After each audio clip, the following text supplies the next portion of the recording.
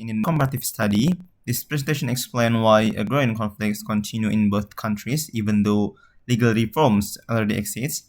The discussion focuses on land governance, indigenous rights, and environmental impacts. My name is Hilmi Fattahuddhiyaa Putra, and let's go move to the first slide. The fact is about background. Agrarian conflict is not a new problem. It is a long-term structural issue, especially in countries with large natural resources.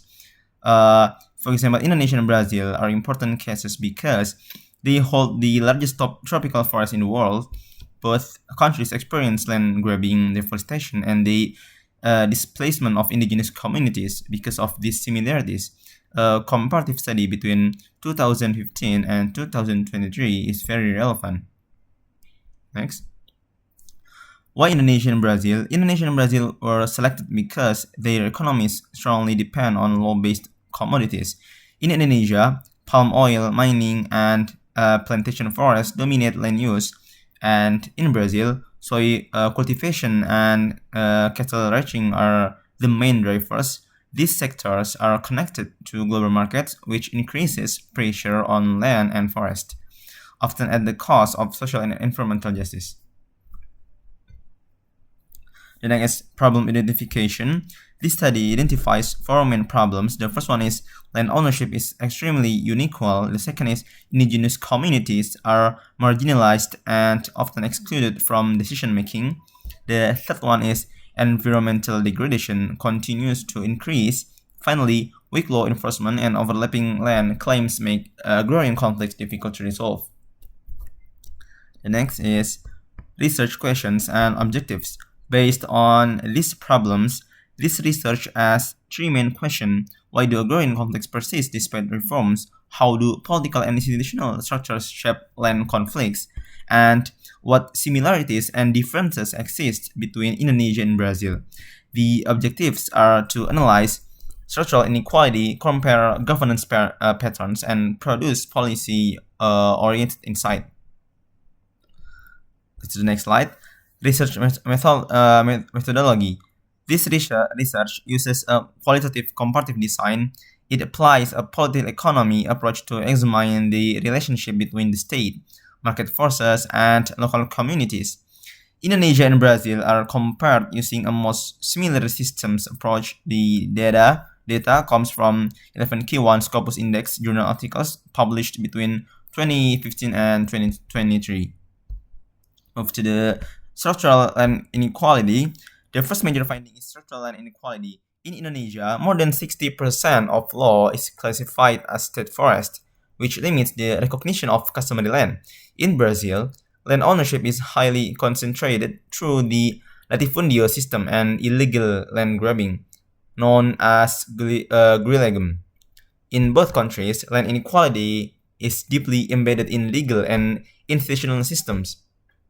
Next to the agribusiness expansion.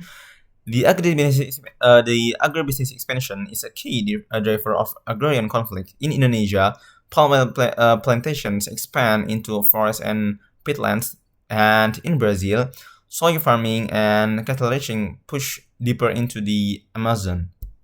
In both cases, the state plays an important role by granting permits or weakening regulations, which enables corporate expansion. Move to the indigenous land rights. Indigenous land rights are formally recognized in both countries, but enforcement is weak. In Indonesia, bureaucratic fragmentation slows the recognition of customary forest. In Brazil, political resistance weakens indigenous land demarcation. As a result, indigenous communities face displacement, violence, and loss of livelihoods. Move to the environmental degradation.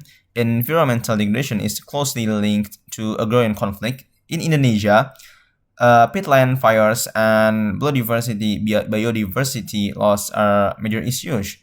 In Brazil, Amazon deforestation creates serious climate and ecological risks. These environmental problems worsen social conflicts because communities lose access to natural resources.